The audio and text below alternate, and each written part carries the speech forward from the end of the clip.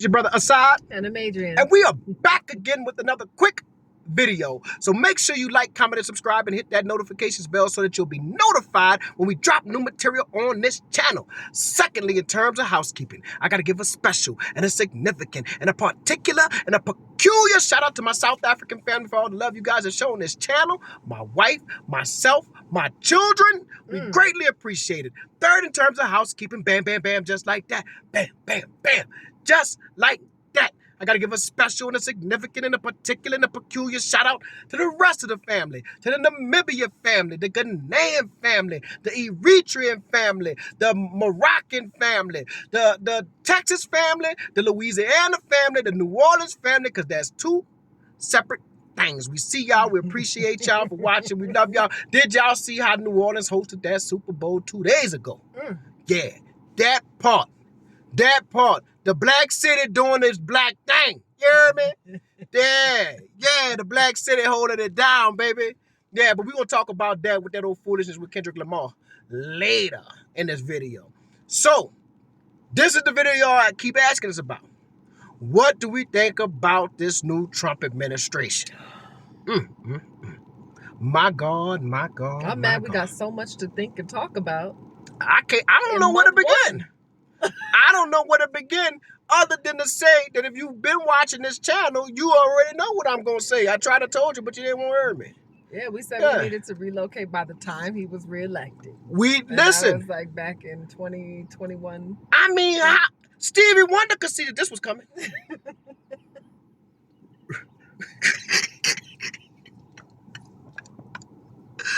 Stevie Wonder could see this.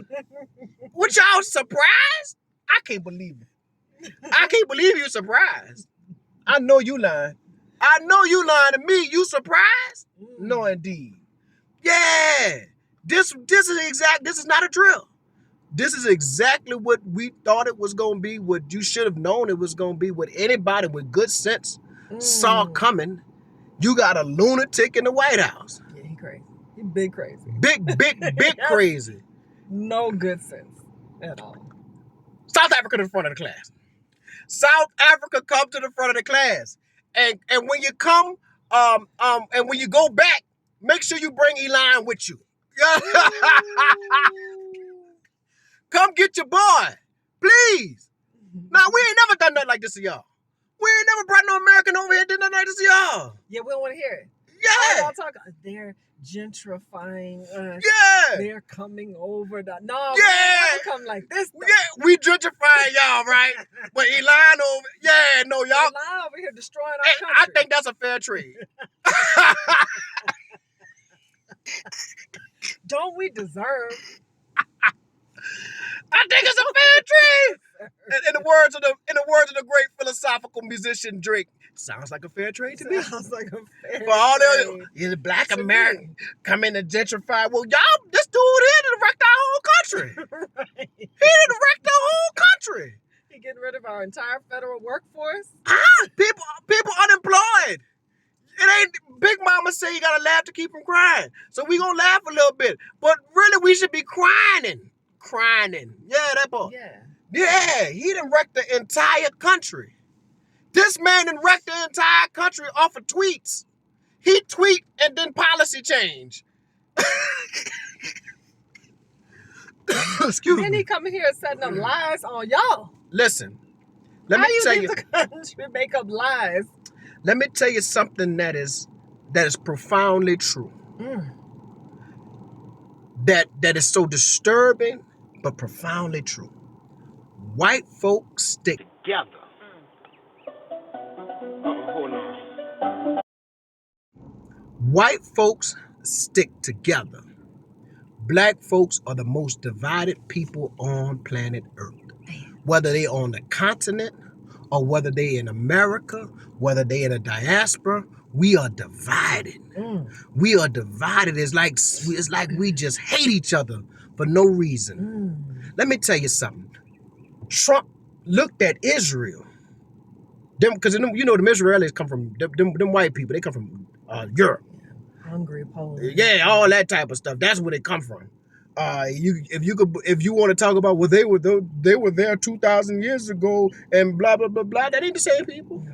That's not the same people. That's not even converted to. Yeah, them converts. That's not the same people. But he looked at them. He saw some white people, and he said, "You know what? We're gonna turn Gaza into the Riviera. We're gonna turn that into a resort."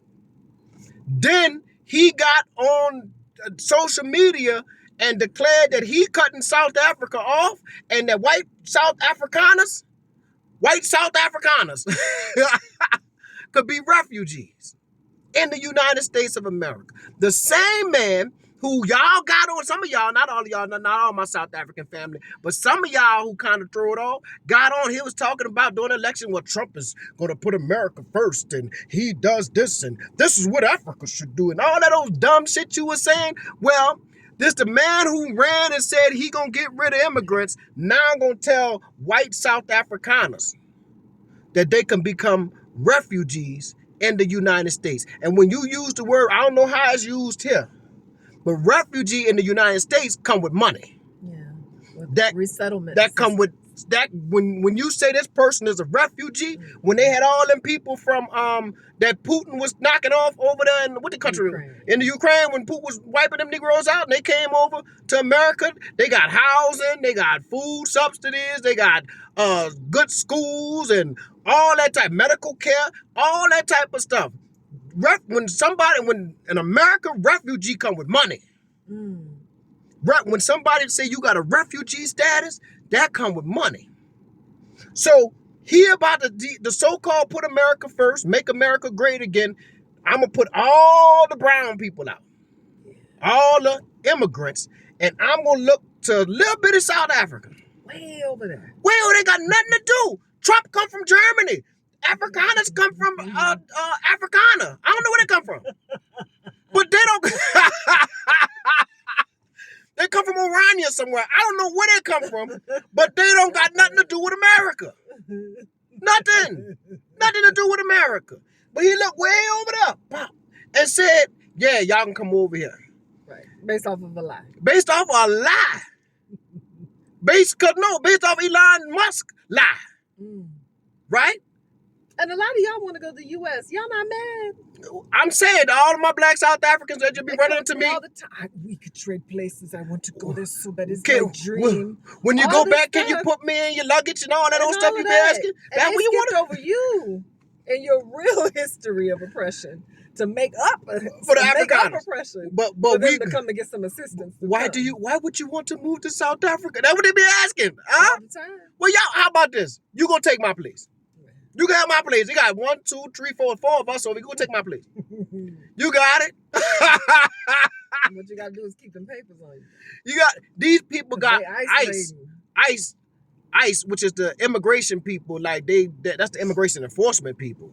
They going into schools with children 8, 9 years old, asking them children where their papers at, not knowing whether they citizens or not. If they brown or don't, if they don't look American. What American look like? What does America? They tell you what America look like. White people, right? That's what they're telling you. That's right. That's what they're telling you. That's what they want America to look like. Exactly. So they're gonna make it happen. And they ask important citizens. Listen, this boy Trump then sent Marco Rubio to El Salvador, and said, "Listen, the president of El Salvador said we will take any of your immigrants in the jails." Illegal immigrants in the jails, we will take them, and we will take American citizens who are in jail. But you know how many innocent people get locked up, bro? You know, people on petty drugs. Yeah, because he had 2 blunts of weed in his pocket. Right. Now he's serving 10 years, and he gonna serve it in El Salvador. No, they deported him to El Salvador. They're not gonna help him get back. So once he's out there, he's stuck. He's serving 10 years with El Chapo, and you... His family has no money to get him back. Big Mama say you gotta laugh to keep from crying. This is what they doing. This is what's going on. This man is closing the Department of Education. Now you say listen, because it was a few of y'all in my comments. Making America great. I'm not talking to all of my South African family, but it was a few of y'all in the comments. To Black Americans in our comments. Oh, them Negroes done for. All they care about is dancing and singing and dancing. Pro-Trump. Oh man, pro-Trump. You know, always had Uncle Toms. You know, always had sellouts. But my problem with Black Americans is you telling me about Beyonce getting a Grammy for a damn country album, and the country is falling apart. Rome is falling before your eyes, and you like, go girl, she did it, go Beehive. Man, I'm so inspired by man, Beyonce. damn, a country album. You did a country album when black folk about to go through hell? And then they're going to tell me about some Kendrick Lamar. Man, let me tell you something. I think it was Sarah Michelle who said, if you ever see Europeans praising me, I think that's who it was, know that I betrayed you. You gonna try to tell me that this dude put on a revolutionary performance that somebody said he put a target on his back for the culture. Nigga, are you serious? Don't know how in the world you a revolutionary and they put you on the biggest stage in the world.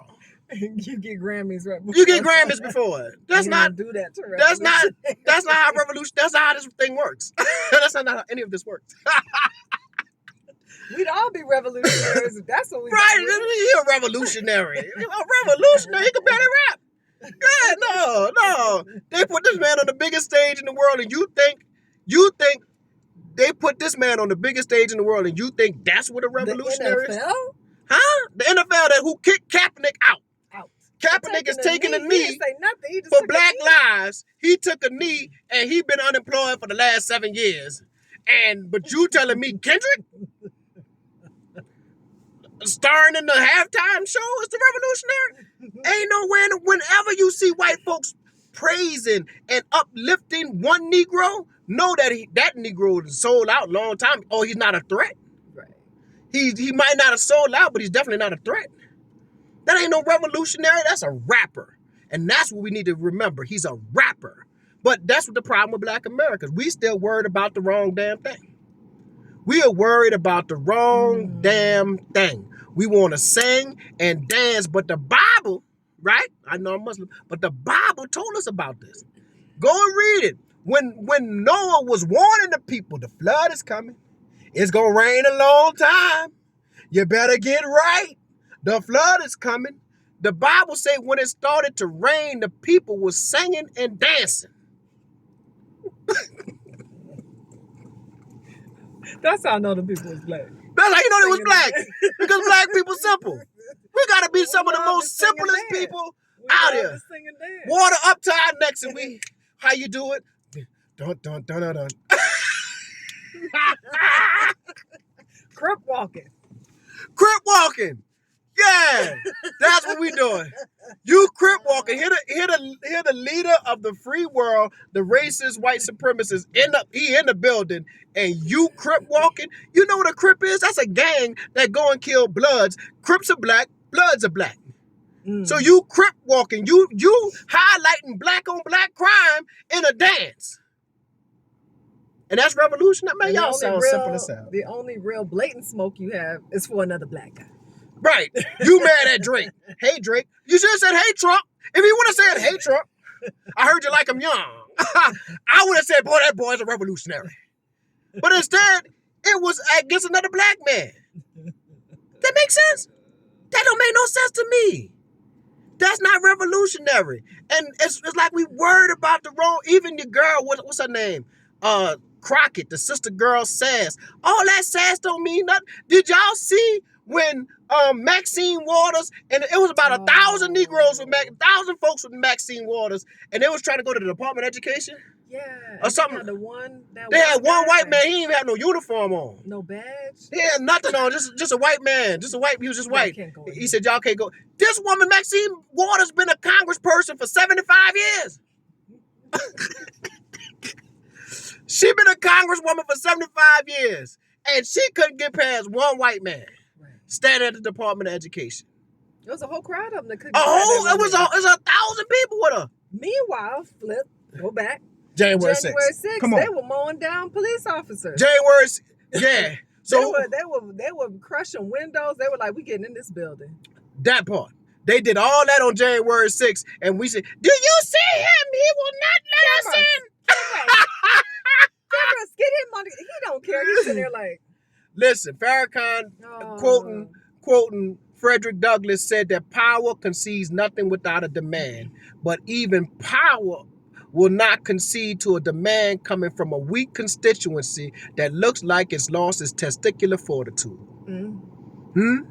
That's what they look like. That's what them Democrats and all these sister girls said. You ain't got no power. You just talking. You just talking. But here go my issue. Let's go back to these Afrikaners. Here go my issue. We got 53, 54 countries on the continent of Africa. You got one white man to get in office, and he looked at South Africa. He said, man, these white people, he think on a lie, they being treated bad. Y'all come on over here. Let me give you some of this refugee status. You see what I'm saying? Now, y'all done watch Black Americans. Y'all done watch Trayvon Martin, Mike Brown, George Floyd, Sandra Bland. Who else? Just all kind of people. Emmett Till. We can go throwback, right? You done seen them take the water hoses, fire hoses, and mow our people down. Take German shepherds and bite them and all kind of stuff. Hit Martin Luther King in the head with a rock. His face bleeding and everything. Y'all done seen all that. And ain't yet say, you know what, Black people in America? I look like y'all need some refugee status. That's cold-blooded because white people stick together, Black people don't. We divided on this continent right now with colonial borders. The same white people that Trump is coming to get from Africa, that's who created them borders. The same people. The same people say this is South Africa, this is Namibia, this is Botswana, this is Nigeria. That's created by white people. That's created by white people, and we'll fight and die over the divisions that they created, while it ain't got about 3 white people in South Africa. I ain't got about 3 of them. He looked at them and said, we're going to bring them over here. They're primarily farmers. It's not like it's skilled labor. You know, it's not like you're bringing over your engineers. Yeah, you ain't bringing over engineers. He going over there with some shorts and Timberlands on. He wear camis, camouflage.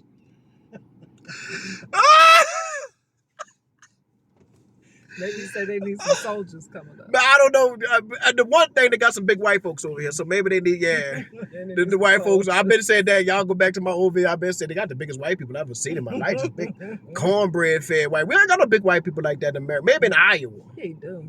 Iowa, Texas, but not Louisiana. We don't got no big white. That's why New Orleans Black. We be punking our white, but shut up.